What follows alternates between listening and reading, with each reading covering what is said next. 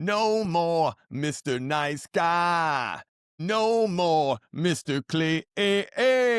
No more Mr. Nice Guy. And that's what we're talking about today. What's up, everybody? My name is Craig Pera. Thank you so much for listening. We're going to talk very quickly, crisply, and concisely about Dr. Robert Glover's book, No More Mr. Nice Guy. If you are struggling with resentment, poor coping strategies, a secret porn life or secret sex life, this book is mandatory. This book is mandatory because for the overwhelming majority of my clients, the sex and the porn, they're the symptoms. They're always the symptoms. In my experience with my clients, what's at the root, what is closer to the root, is the integrity issue.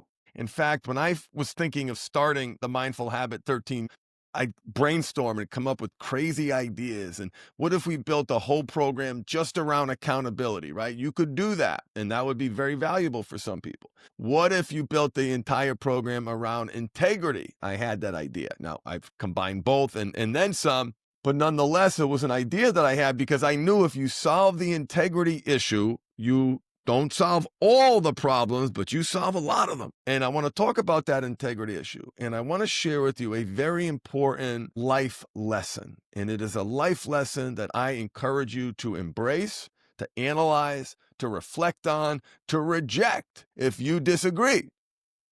And here it is. Needs get met proactively, mindfully, intentionally, or they get met reactively, as we have been trained and conditioned to meet those needs reactively, mindlessly, automatically. Needs get met reactively or they get met proactively. And what happens with so many of my clients? They're unable to express their needs around conflict, around sexual desire, and they maybe said something once and got shot down, and then they stuff it down. Then they stuff it down. First, they start gaslighting their partners, and before you know it, they're gaslighting themselves because they're not being honest, because they're afraid of hurting someone else's feelings. So I'm very excited to have Dr. Robert Glover on my podcast.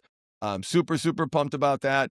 But let's go through the core concept of No More Mr. Nice Guy and the core principles of No More Mr. Nice Guy, with some truths that hopefully will help you say, oh my God, this is me. I got to do something about it. And as you leave this event that we're experiencing now together, ask yourself, where am I hiding? Or ask yourself, what would I say to my spouse if I knew I wouldn't get in trouble? Maybe we pause there for a second before we jump in. Let's do that. Close your eyes, take a nice, big, deep breath, just relax the tension in your face, feel your feet pressed into the ground, feel the two bones in your butt pressing into the chair. You breathe naturally. I'm going fast to keep things moving here. And I want you to imagine, I want you to notice what comes up in response to the prompt. What would you say to your spouse or partner if you wouldn't get in trouble, or if you knew she wouldn't be upset, or if she knew it would be received in the manner in which it was intended, which is you being honest? What if it was received with the intention that you're trying to be honest? Does not come naturally to us, right? In some ways and here's the contrast, right, brothers? My clients, they all fashion themselves as men of integrity. And in many ways they are. But brothers, I will never forget when my boss at Hanover said to me, he looks me dead in the eye and says, never trust a man who lies to his wife. If he lies to her, he'll lie to anyone. I will never, ever forget that. So, core concept, nice guy syndrome. It is the belief that if I'm a good guy, I'll be loved and my needs will be met and my life will be smooth. But there's a huge but here, brothers, but this belief leads to repression, resentment, self-sabotage, because nice guys hide who they are to get approval and avoid conflict, and there are consequences for that avoidance, and they are great. It's literally you living an authentic life. So, core principles. Number one, stop seeking external validation. Now, there's a big how that we're not going to address. Nice guys are addicted to approval. They believe love and acceptance must be earned by being good or selfless. Here's the truth. Self-worth must come from internal alignment, not others' opinions. You cannot make someone love you by trying harder. Let me say that again. You cannot make someone love you by trying harder. For us men, that's an identity shifting event. What do you mean? There's more than my performance? Holy moly. Core concept number 2, set boundaries and embrace conflict. Nice guys fear disapproval, so they avoid conflict. Maybe not at work, but in their personal lives. That creates dishonesty and resentment. Practice, tell the truth, say no, let others be uncomfortable. Conflict is growth. Conflict is growth.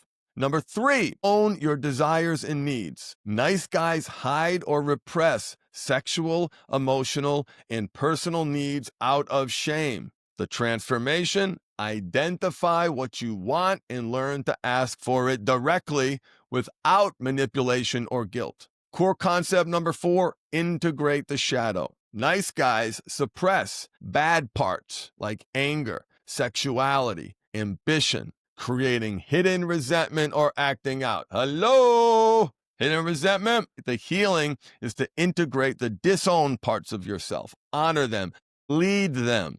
The road to recovery is paved with honesty, courage, and self-acceptance. Number 5, stop the covert contracts. Nice guys live by unspoken deals. If I'm nice, you'll meet my needs. If I sacrifice, you'll appreciate me. If I avoid conflict, everything will be fine. These always fail because they are dishonest and untrue. Dishonest and untrue. Shift, give freely without expectation, make your needs explicit. And for those of you who have been listening, you've heard me say needs get met reactively or they get met proactively. All behavior is need-seeking behavior. Make your needs explicit. Think about that for a second and what that means. That means write them down. And listen, they're messy. They don't make sense. You can never say it that way. That's where you start. Remember the assignment. What would I say to my spouse if I knew I wouldn't get in trouble? Number 6, make yourself your mission. Nice guys make others their mission. Partners, jobs, family. New rule, put the oxygen mask on you first. Make your growth, integrity, and happiness your top priority. Serve others from overflow, not emptiness. Number 7, embrace masculinity and purpose. Authentic masculinity is not aggression or dominance. It's just not. Please don't try to fool yourself that it is. I don't want to. It's grounded self-leadership. The practice, build purpose, passion, and direction. Become a man you respect. Core principle number 8, build healthy male relationships. This is why if you're listening now, if you are hearing my words almost, and you're not in my community or not in another community, you need community. Right? 13 years of coaching, you learn what works, you learn what doesn't work, and you know what success looks like on the other side. Every success on the other side, there is community. It is necessary. You may have heard the quote from Jonathan Hari, the opposite of addiction isn't sobriety, it's connection. Build healthy male relationships. Nice guys often isolate or rely only on women for emotional connection. Action, cultivate male friendships where you can be honest, challenged, and supported. Number 9, one of my favorites, express healthy sexuality. Repressed sexuality breeds shame and secrecy. I want to say that again. Repressed sexuality breeds shame and secrecy. If there is anybody in the back who needs to hear it again, I'm going to say it again. If you're not driving and you're safe, close your eyes, take a breath, big inhale, big exhale. Keep doing that. We're almost done. You made it this far. What comes up when you think of this prompt? Repressed sexuality breeds shame and secrecy. It is, according to Freud, your libido is not just your sexual drive. People think libido is sexual drive. Not when Freud was talking about it. He was talking about it as your life force. Accept that your sexual energy is part of your vitality. Learn to channel it with integrity. Whoo, do we have a lot of shitty training in that regard, don't we, brothers? And look what's going on in the world. It is getting worse. Number 10, live in integrity. Stop pretending. lying, or hiding. Say what you mean and do what you say. Integrity creates freedom and authentic connection. So if you do not have the book, No More Mr. Nice Guy, 7, at least 5, 6 of these really connected with you. You don't have to be all. It's not 100%. It's never going to be 100%.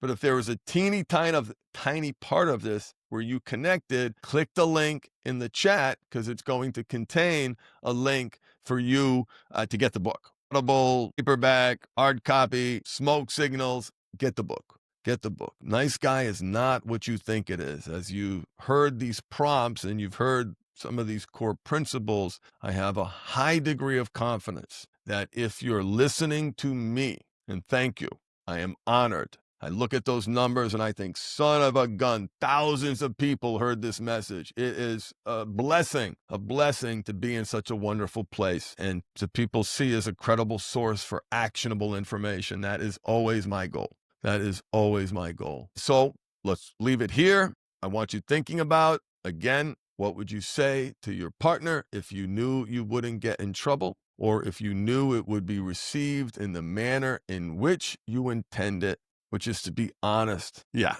All right, brothers, embrace your power of choice. Feed the right wolf inside you. And if you are lacking capacity, right? If you are a leader lacking capacity and you need help quickly accelerating that capacity, deepening that capacity, and giving you tools to sustain that capacity, visit mindfulhabithelp.com.